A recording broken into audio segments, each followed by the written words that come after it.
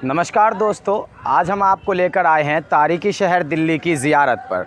दिल्ली जो कि एक ऐतिहासिक शहर है और ये अपने आप में अपनी गोद में अनेकों दिलचस्प तथ्य और ऐतिहासिक घटनाओं को समेटे हुए है। वैसे तो दिल्ली में घूमने के लिए अनेक भ्रमण स्थल है, लेकिन उनमें से बहुत से सुप्रसिद्ध ऐतिहासिक स्थलों में से मुख्य तौर पर लाल किला और चांदनी चौक के आसपास का इलाका आता है। मध्यकाल में ये मुग़ल बादशाहों द्वारा बसाया गया उस समय एशिया और यहाँ तक कि पूरे विश्व के आलीशान शहरों में गिना जाता है। आइए हम यहाँ से आपको दिखाते हैं। जैसा कि आप मेरे पीछे देख पा रहे होंगे, यहाँ पर जामा मस्जिद वैसे तो एक अरबिक वर्ड है जिसका मतलब होता है जामा, जहाँ पर किसी ख़ास दिन व्यक्ति जमा होते हैं। परंतु जामा मस्जिद का असली नाम शाहजहानी मस्जिद है और ये शाहजहानी मस्जिद भारत समेत यानी एशिया की सबसे बड़ी और प्राचीनतम मस्जिदों में से एक है, जिसमें एक साथ 10,000 से अधिक नमाजी नमाज अदा कर सकते हैं। तो चलिए लेकर चलते हैं आपको जामा मस्जिद के अंदर। एंड आई होप आपने चैनल को सब्सक्राइब कर लिया होगा, लाइक कर दिया होगा। हम आपको आज तफसीर से बताएंगे जामा मस्जिद के बारे में। सभी का एक बार फिर से हमारे ब्लॉग में, और जैसा कि आप जानते हैं हमने आपको जामा मस्जिद से इंट्रोड्यूस करवाया कि आज हम आपको दिल्ली के ऐतिहासिक इमारतों की सैर करवाएंगे और उसके बारे में विस्तार से जानकारी देंगे। वैसे तो आम तौर पर आपने देखा होगा कि यूट्यूब पर जो ब्लॉग बनाए जाते हैं उसमें अमूमन इमारतों को दिखा दी जाती है और छोटी छोटी जानकारियाँ दी जाती है, पर आज मैं आपके साथ इस ऐतिहासिक इमारतों के रहस्य और इनके गोद में छुपे हुए हज़ारों किस्म के दिलचस्प किस्सों को शेयर करने वाला हूँ। तो हम जामा मस्जिद की ऐतिहासिक सीढ़ियों पर बैठे हुए हैं और ये गेट नंबर 1 है। जामा मस्जिद के 3 मुख्य द्वार बनाए गए थे, एक पूरब पश्चिम में और एक उत्तर दिशा में, और जो इसका मुख्य गेट था वो गेट नंबर 2 है, जिससे बादशाह की एंट्री होती थी। यानी कि जहाँ पर अभी हम बैठे हैं, जो मेरे पीछे आप गेट देख रहे हैं, ये गेट नंबर 1 है और इसके ठीक इस तरफ उत्तर दिशा की और गेट नंबर 2 है।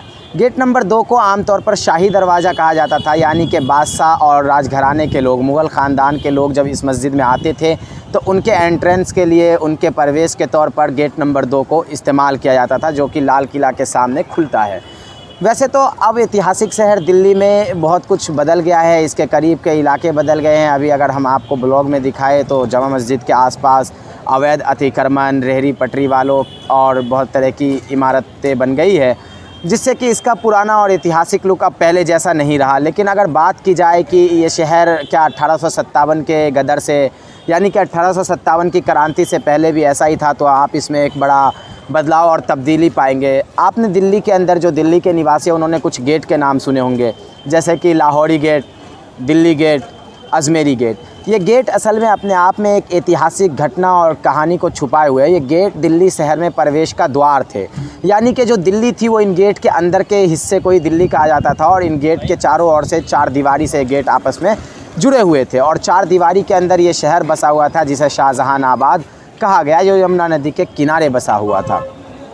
इन गेट से बाहर निकलकर दिल्ली के बाहरी हिस्सों में पहुंचा जा सकता था, और जैसे इन गेट के अंदर भीतर प्रवेश किया जाता था, यानी कि व्यक्ति दिल्ली शहर के भीतर प्रवेश कर चुका है। मुग़ल काल में जितने भी दरवाजे बनाए गए हैं, जितने भी इमारतें बनाई गई, उनके दरवाजे एक विशेष प्रकार के होते थे, जिसमें अधिरचना का भार महाराजा और दरवाज़ा के ऊपर डाला जाता था। अब ये अधिरचना क्या होती है और इसका भार क्या होता है, आप मेरे पीछे देख सकते हैं कि दरवाज़ा है और उस दरवाजे का जो गोल आकार है वो ऊपर में एक शहतीर का रूप ले रहा है। ये अधिरचना का भार होता है। इससे क्या होता है कि ये जो भीर है, ये जो वज़न है दरवाजे का, वो दोनों और नीचे की ओर ट्रांसफॉर्म हो जाता है, और जो उसका भार है वो नीचे की ओर नहीं पड़ता, नहीं तो दरवाज़ा टूट सकता था। तो आज से 400-300 साल पहले भी इस तरह की गज़ब की इंजीनियरिंग थी, और ऐसी इंजीनियरिंग आज के दौर में भी बहुत सारी जगहों पर मुमकिन नहीं है। आज के दौर में जितने भी कंस्ट्रक्शन वर्क होते हैं उनमें अगर भ्रष्टाचार शामिल है तो कंस्ट्रक्शन वर्क जो है इस तरह की इंजीनियरिंग का नमूना पेश नहीं कर पाते। मैं जिन ऐतिहासिक सीढ़ियों पर बैठा हूँ, इन सीढ़ियों ने बहुत सारे किस्से देखे हैं, बहुत सारी ऐतिहासिक घटनाओं के गवाही देते हैं। इन्हीं सीढ़ियों से मौलाना अबुल कलाम आज़ाद ने लोगों से अपील की थी 1947 में कि भारत आपका मुल्क है, हिंदुस्तान आपका ख्वाब है और आप इसे छोड़कर नहीं जाए। इन्हीं सीढ़ियों से समय समय पर लोगों ने और कौम के रहनुमाओं ने जनता से मुखातिब होकर उन्हें खिताब किया, और जैसा कि CAA NRC के वक्त भी ये CAA NRC में NRC विरोधी आंदोलन का चेहरा बना रहा, और इस पूरे इलाके में खासकर जामा मस्जिद के ऐतिहासिक सीढ़ियों से अनेक हस्तियों ने आंदोलन को आकर बढ़ाया, आंदोलन के पक्ष में अपनी बातें रखी।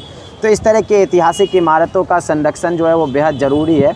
और ये सभी ऐतिहासिक इमारतें वैसे तो ASI एस्ट्रोलॉजिकल सर्वे ऑफ बेहद ज़रूरी है।